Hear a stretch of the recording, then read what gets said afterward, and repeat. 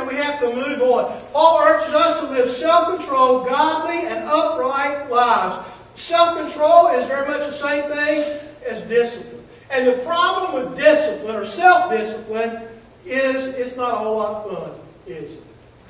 We know the right thing to do. We know what we're supposed to do, but we just don't want to do it. The problem comes, we actually have to put it into practice. For a number of reasons, I've lost weight again. You know, losing weight's not a problem. Keeping the weight off, well, losing weight is a problem. Let me take that back. You know, losing weight's a problem. Keeping the weight off is a problem. And several people have asked me, how have you lost weight? I see you lost weight. What have you done? How have you lost weight? And I'll give my standard answer. It's the same thing that I've said before.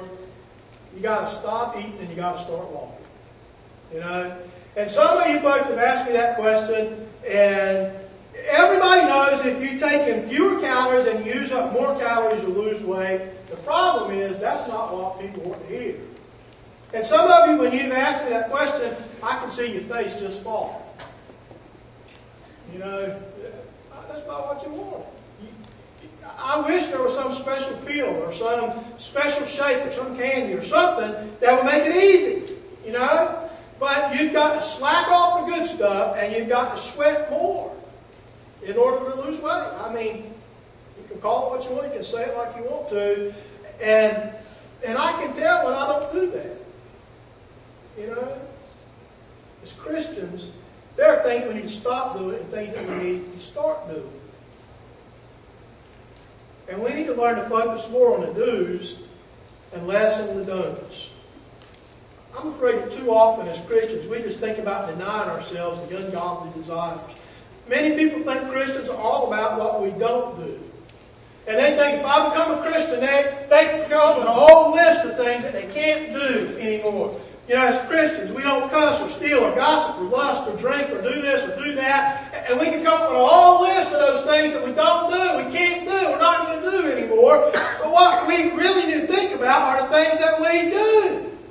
We give generously, we love our friends, and we love our enemies. We praise the Lord, we worship God, we read His Word, we study, we learn, we grow, we mature. And sometimes I'm afraid that we are guilty of trying to replace the things of the world with other things. And many times those things that we try to replace the worldly things with end up really being not satisfying either. David writes in Psalm 37 verse 4, delight yourself in the Lord and He will give you the desires of your heart. Delight yourself in the Lord and He will give you the desires of your heart. Now maybe we need to ask ourselves, what are the desires of our heart? Really? What are the things that we really want?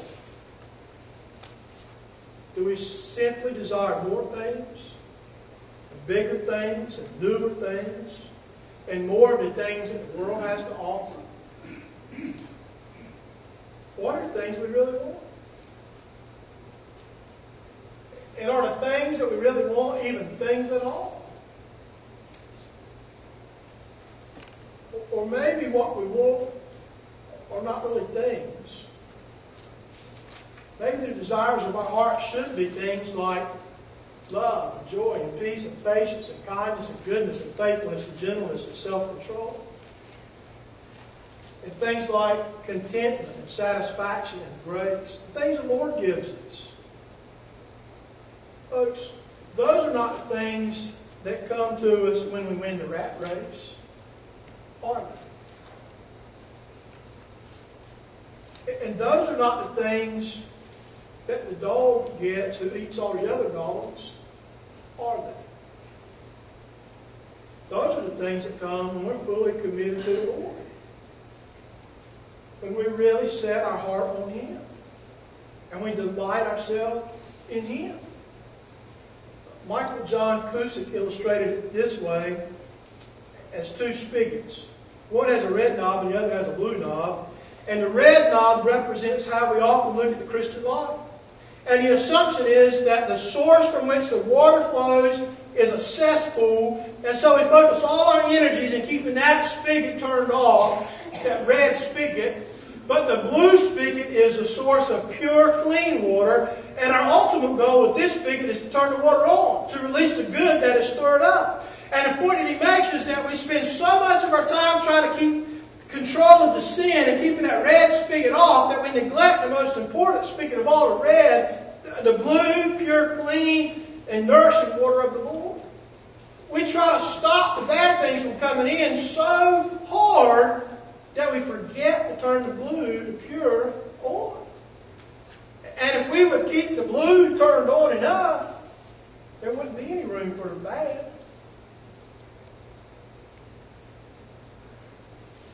You see, we really need to focus on the present. And thirdly, Paul says, we need to keep our eyes on the future. He says, while we wait for the blessed hope, the glorious appearing of our great God and Savior, Jesus Christ. Folks, as important as school is not our ultimate goal. It's not the end of the road. School is very important in our progress. It's a very important step in our progress. And by no means am I going to tell you that school is not important. And if you go home today and you go, Mama, did you hear what Mike said that school wasn't important? And you missed the whole point. You know, school is important. You need to focus on it. You need to do well in school. You need to learn everything you can, and you need to enjoy every moment of school you can. But there comes a time when you need to move on out of school, when you've got to go into the real world. And maybe the most important lesson to learn is how to learn. It's how to learn. Maybe public education has forgotten this important lesson. I hear a lot about teaching for the test and that kind of thing. There's a tremendous emphasis in the school put on the EOGs, the end of grades, and the EOCs, the end of course testing. And there does need to be a way to measure the progress that students are making.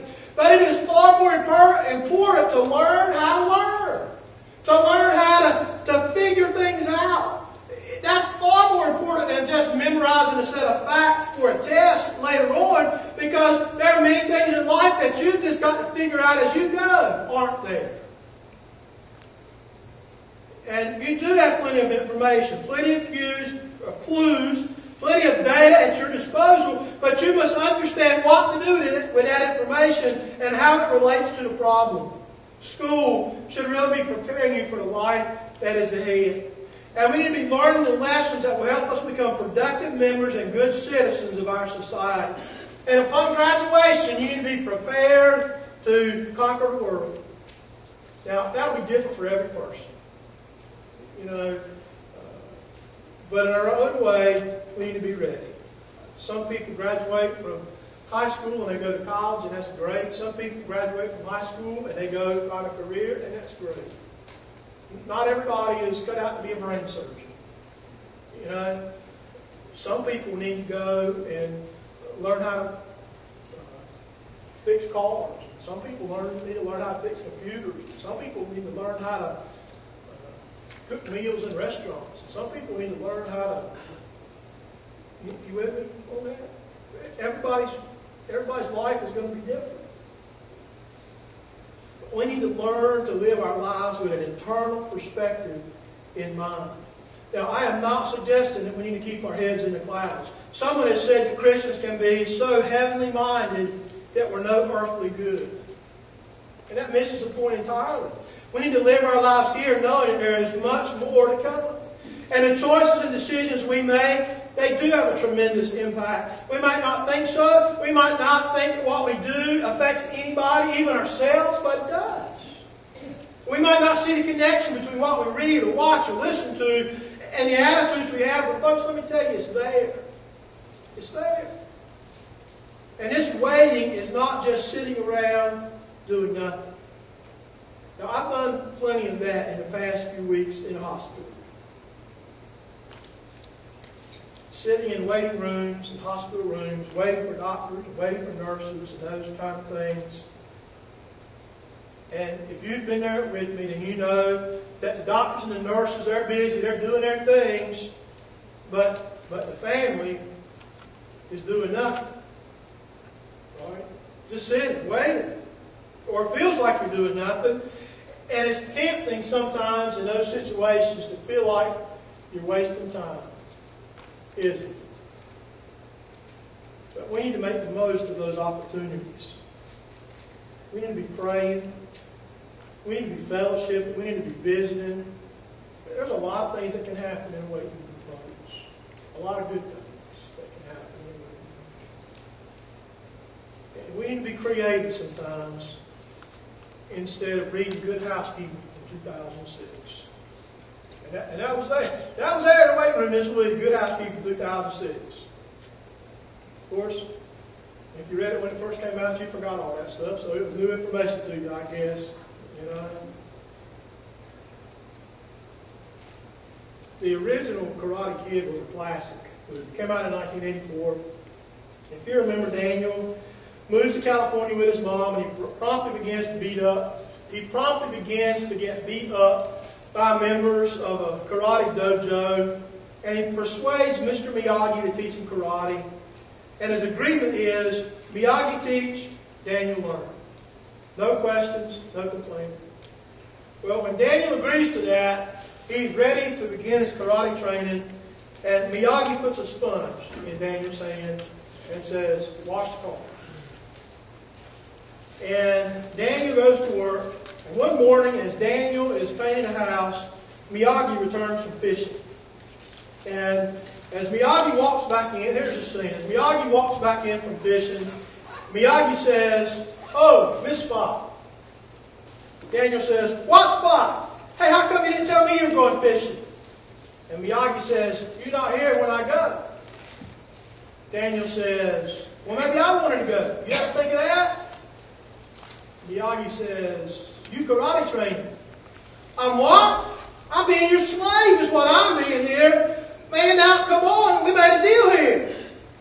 Miyagi says, "So?" Daniel says, "So, you're supposed to teach and I'm supposed to learn. For 4 days I've been busting my butt. I haven't learned a thing." Miyagi says, "You learned plenty." Daniel says, "I learned plenty, yeah. I learned how to sand your decks, maybe. I washed your cars, I paint your house, I paint your fence. I learned plenty." Miyagi says, "Oh, not everything is simple as." Daniel says, "I'm going home, man." Miyagi says, Daniel turns and walks away. Miyagi says, "Daniel-san! Daniel-san!" Daniel says, "What?" Miyagi says, "Come here. We don't have a video, do we?" I really wish you could watch the video. I found it on the internet, but we don't have it. But basically, Miyagi then, and I will not do justice to the scene. You can see it much better. Miyagi says, "Do wax on, wax off." And Daniel, and he says, do paint the fence. And Daniel, up and down. Do paint the house. And Daniel, sideways. Do sand the deck. And Daniel. And then Miyagi says, "Now do wax on, wax off." And when Daniel does this, Miyagi punches at him, and Daniel blocks his punch. Blocks the other side. Blocks him with the paint the fence. Blocks him with the sand.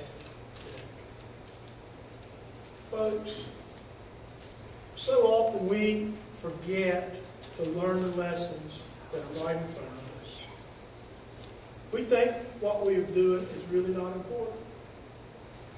We think what we're doing is really not going to make a difference. Not significant. Not going to make a difference. Not a big deal. When the truth is, what we are doing now, what we consider to be unimportant and boring, is really the most important thing in the world. Because who knows what preparation God is having us undergo today for what He knows is in store for us and in our future. We need to be careful, very careful. We need to be very consistent. And we need to be very conscientious in our efforts that we make in our world today.